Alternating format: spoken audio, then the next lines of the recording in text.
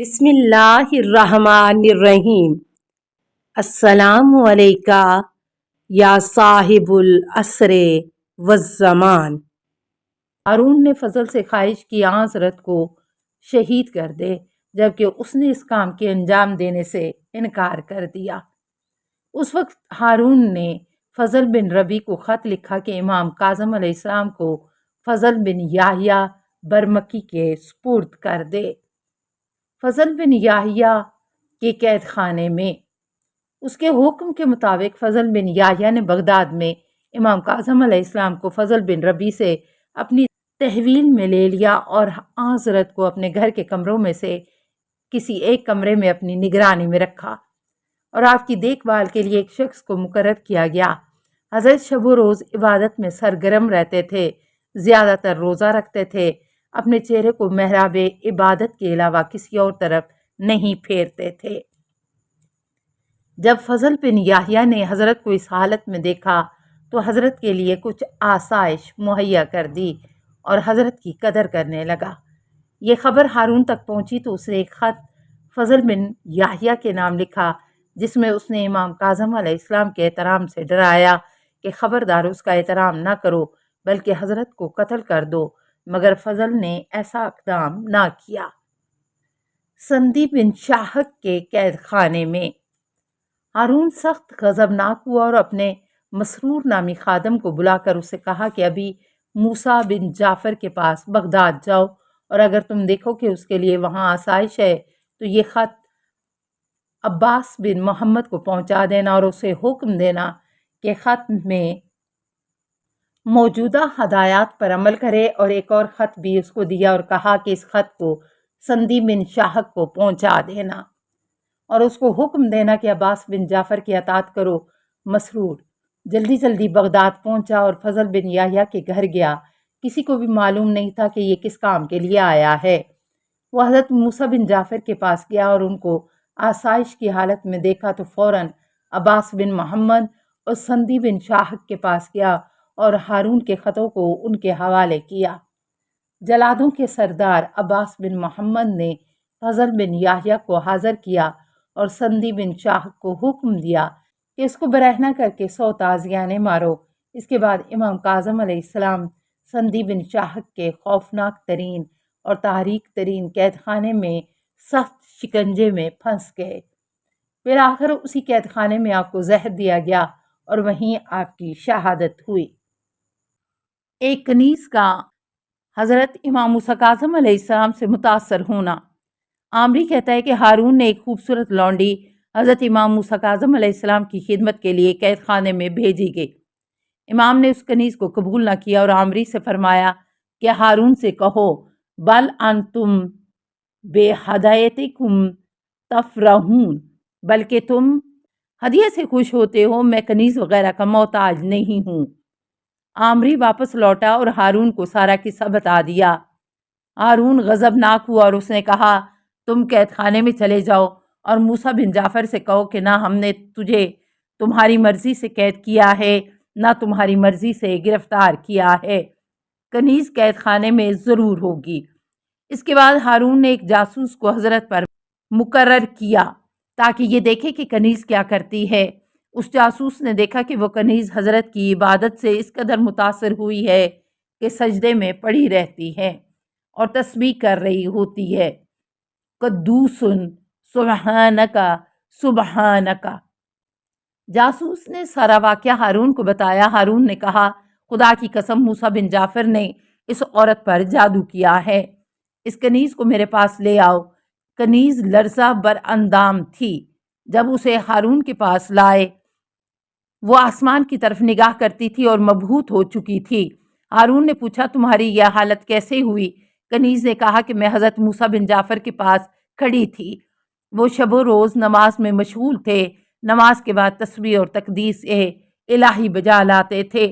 میں نے کہا اے میرے آقا، آیا آپ کو کوئی حاجت ہے میں انجام دوں؟ میں آپ کی خدمت کے لیے یہاں آئی ہوں۔ فرمایا یہ ہارون اور اس کے ساتھی میرے بارے میں کیا فکر کرتے ہیں؟ پھر ناگہاں مجھے اپنی طرف متوجہ کیا، بس اچانک میں دیکھتی ہوں کہ ایک باغ ہے جو سرسبز و شاداب ہے، قیمتی فرش، ریشم کے تکیے، لطیف ہوا اور ہر قسم کی غذا وہاں پر موجود ہے۔ بہشت کے حور و غلمان خدمت کے لیے مامور ہیں۔ یہ دیکھ کر میں بے اختیار سجدے میں پڑ گئی، یہاں تک کہ نگران آیا اور مجھے سجدے سے اٹھا کر یہاں لایا ہے۔ ہارون نے کہا، اے ناپاک عورت، کہو کہ سجدے کی حالت میں مجھے خواب آیا اور عالم خواب میں ایسا باغ دیکھا ہے۔ کنیز نے کہا، نہیں، خدا کی قسم، اس باغ کو سجدے میں جانے سے پہلے دیکھا ہے، اس لیے میں نے سجدہ کیا۔ ہارون نے عامری سے کہا کہ اس عورت کو اپنی نظر میں رکھو تاکہ یہ باتیں کسی سے نہ کہے۔ وہ کنیز عبادت میں مشغول رہی یہاں تک کہ امام کاظم علیہ السلام کی شہادت سے پہلے ہی اس دنیا سے رخصت ہو گئی۔ حضرت امام موسیٰ کاظم علیہ السلام کی شہادت کا واقعہ۔ آخر ہارون عاجز آ گیا تو اس نے دیکھا کہ روز بروز امام موسیٰ کاظم علیہ السلام کی عظمت میں اضافہ ہوتا جا رہا ہے۔ بہت سے شیعہ ان کی پیروی کرتے ہیں اور ان کی امامت پر عقیدہ رکھتے ہیں۔ اس نے اس بات کو اپنے لیے خطرہ محسوس کیا، یہاں تک کہ حضرت کو زہر دینے کا ارادہ کیا اور حکم دیا کہ کھجوریں لے آؤ، تو اس نے کھجوریں منگوا کر کچھ دانے کھجوروں کے کھا لیے اور حاضرین سے کہا کہ دیکھو، میں نے بھی یہ کھجوریں کھائی ہیں۔ پھر باقی کھجوروں میں اس نے زہر ملوا دیا۔ وہ اس طرح کہ اس نے سوئی اور زہر آلود دھاگا منگوایا اور کھجوروں کو اس دھاگے میں پرو دیا۔ اس طرح جب کھجوریں زہر آلود ہو گئیں تو غلام سے کہا کہ جاؤ ان خرموں کو موسیٰ بن جعفر کے پاس لے جاؤ اور ان سے کہو کہ امیر المومنین ہارون نے بھی یہ خرمے کھائے ہیں اور اس نے کچھ خرمے آپ کے لیے بھیجے ہیں۔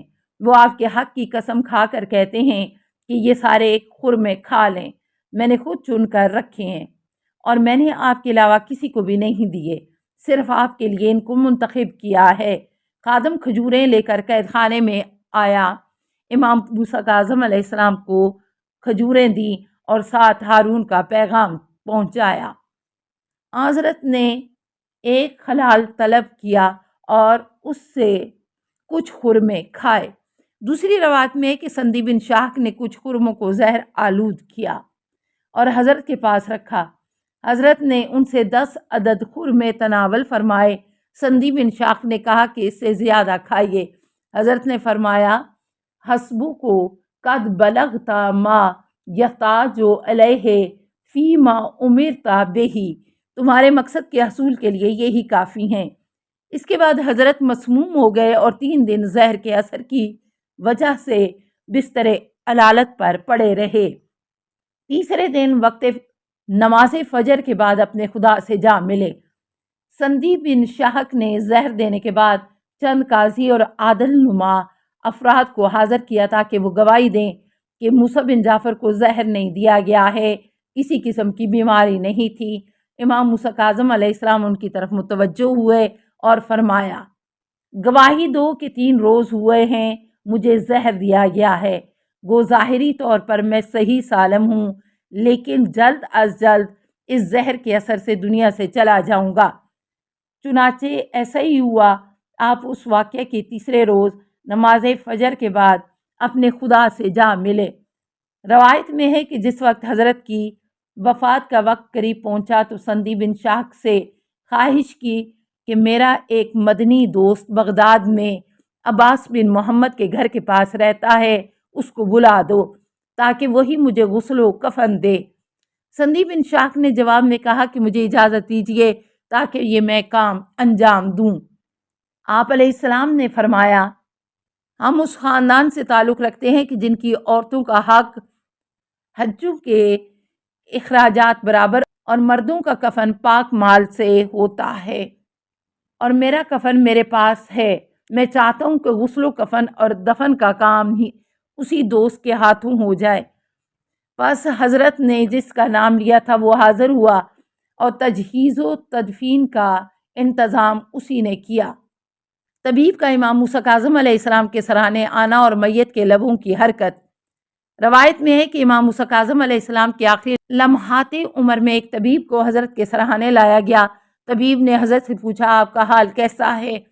السلام علیکہ یا صاحب العصر والزمان، الأمان الأمان الأمان من فتن الزمان السلام علیکہ یا خلیفۃ الرحمن السلام علیکہ یا امام الانس والجان السلام علیکہ یا مظہر الایمان السلام علیکہ یا شریک القرآن السلام علیکہ یا قاطع البرہان السلام علیکہ یا امام زماننا ھذا اجل اللہ فرجک وسہل اللہ مخرجک وظہور کا السلام علیکہ ورحمۃ اللہ اللہم صلی علی